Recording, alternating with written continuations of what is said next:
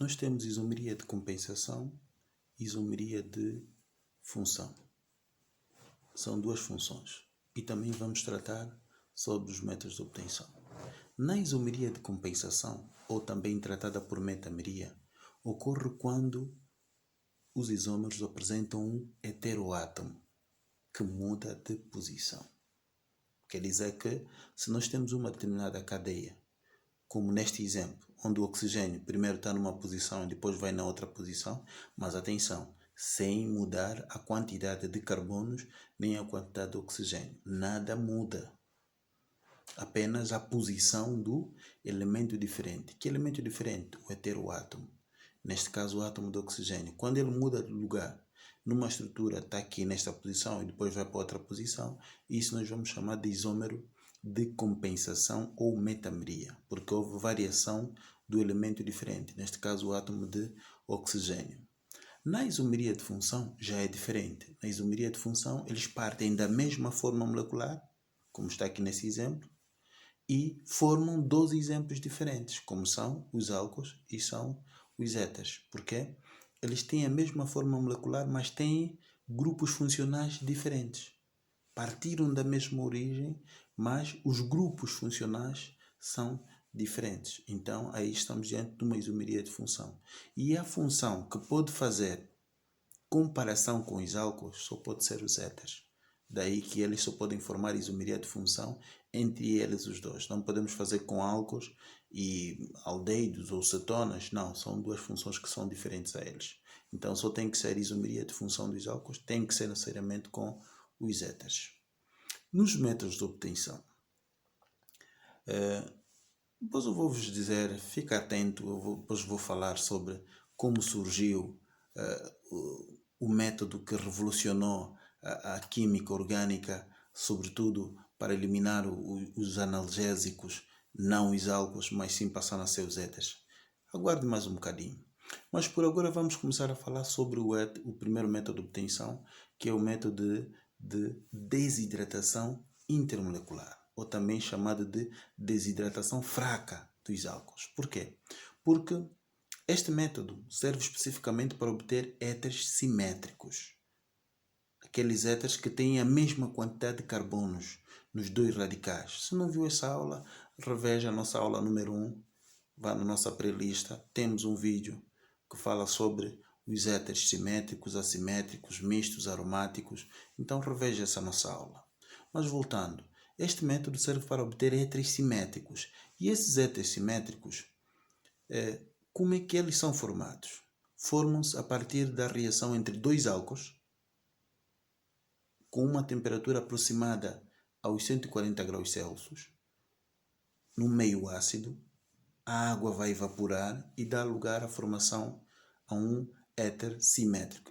É um método específico para a obtenção de éteres simétricos. Repito, não mistos ou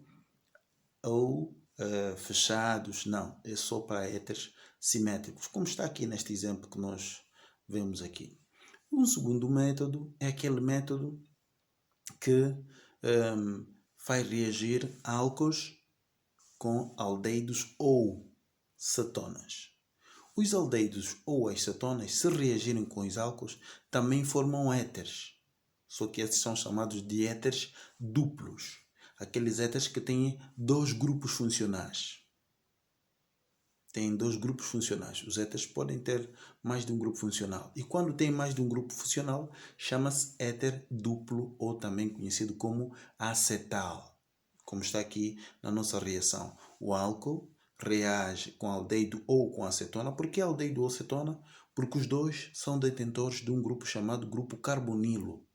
E o grupo carbonilo, quando reagindo com álcool, facilita a adição no carbono do grupo carbonilo, que dá lugar à formação deste éter duplo, ou também tratado por acetal. Um outro método é a reação de Williamson. Alexandre Williamson.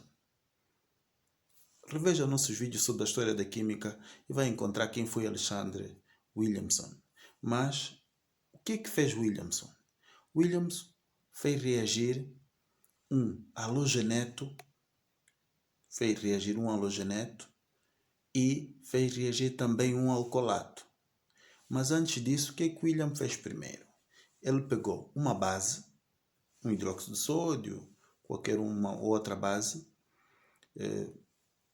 formada, fez reagir uma base e um álcool. Na reação entre a base e o álcool, libertou-se a molécula de água e formou-se um alcoolato. Esse alcoolato é que reagiu com halogeneto e deu lugar ao éter. E atenção que este método também serve para obter éteres mistos, ok? Éteres mistos, ou seja, onde a quantidade de carbono dos radicais vai variar. Temos um outro método, que é o método onde vamos fazer reagir fenóis com halogenetos. O que é isso? Já sabemos o que são fenóis. São grupos benzênicos ligados diretamente ao grupo H. Então aí é um fenol. Temos uma classificação das variações de fenóis. Isto é uma outra aula, revés na nossa playlist, como são formados fenóis. Mas o fenol, quando reage com uma base, atenção, quando o fenol reage com uma base, vai libertar o hidrogênio do grupo H com o grupo H da base, então vai libertar a molécula de água e vai formar vamos lá dizer que o fenol vai formar um óxido intermédio. Esse óxido intermédio é que vai reagir com o halogeneto para se formar o nosso éter. Neste caso vai ser um éter misto, porque vamos ter o núcleo benzênico ligado ao oxigênio e no outro lado vamos ter um radical. É um método ideal para a obtenção de éteres mistos. Neste caso, só que aromáticos. Por fim, vamos ter um outro método que é da reação entre álcools com alcenos. Só que aí nós vamos encontrar duas subdivisões. Nesses álcools com alcenos, como está aqui nesse exemplo, nós vamos ver que os álcools reagindo com os alcenos, eles vão formar também éteres. Mas só que, o que é que vai acontecer? Temos que ter cuidado aí, porque vamos ter que obedecer à regra de Markovnikov. Se não viu este vídeo, vá à nossa playlist e veja como se aplica a regra de Markovnikov. Falamos isso quando falamos dos hidrocarbonetos alcanos. Reveja este vídeo, temos aqui no nosso canal. Mas tem que obedecer a regra de Markovnikov para que se dê essa reação. Não necessariamente todos os processos, mas a regra de Markovnikov aqui é chamada desde que tenha mais de 2, 3, 4 átomos de carbono. Por quê? Porque a adição dá-se naquele carbono menos hidrogenado. Então, aqui, como está aqui no exemplo, vamos ver que há variação do próprio átomo e forma-se o nosso éter.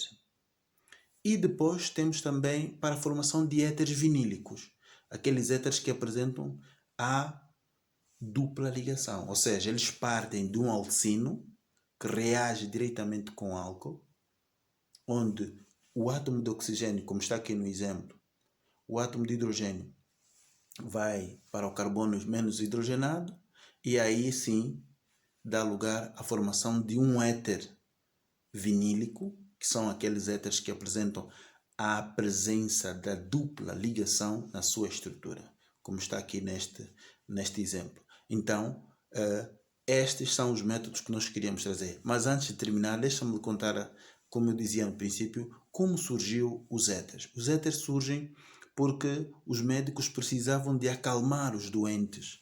Então, não havia um analgésico naquela altura que tinha a capacidade de neutralizar parcialmente os doentes.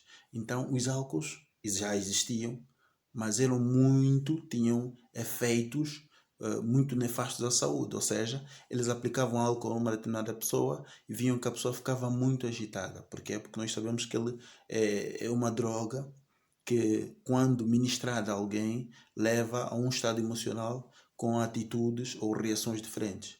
Então, a partir desses métodos que nós vimos, primeiro, sobretudo, da reação intermolecular ou a chamada desidratação fraca dos álcools, surgiu um éter simétrico muito conhecido, que nós vimos na aula número 1, que é o éter dietílico, ou o éter etox-etano. Ok?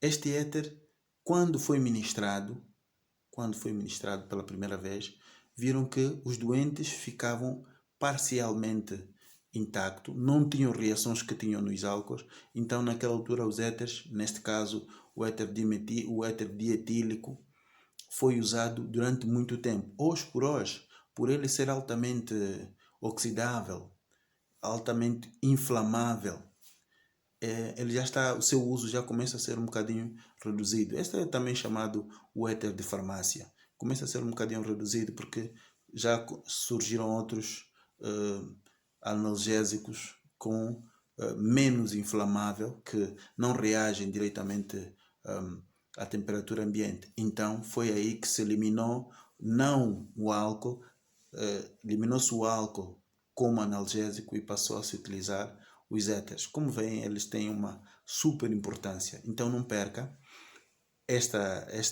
a próxima aula. Nesta aula de hoje nós aprendemos como eles são obtidos, falamos dos vários métodos que eles são obtidos e também falamos sobre a sua isomeria. Vimos elas que podem ser de duas grandes vias, de função e isomeria de compensação ou metameria. Inscreva-se no canal, deixe as suas dúvidas e que já a gente vai responder. Até a próxima videoaula.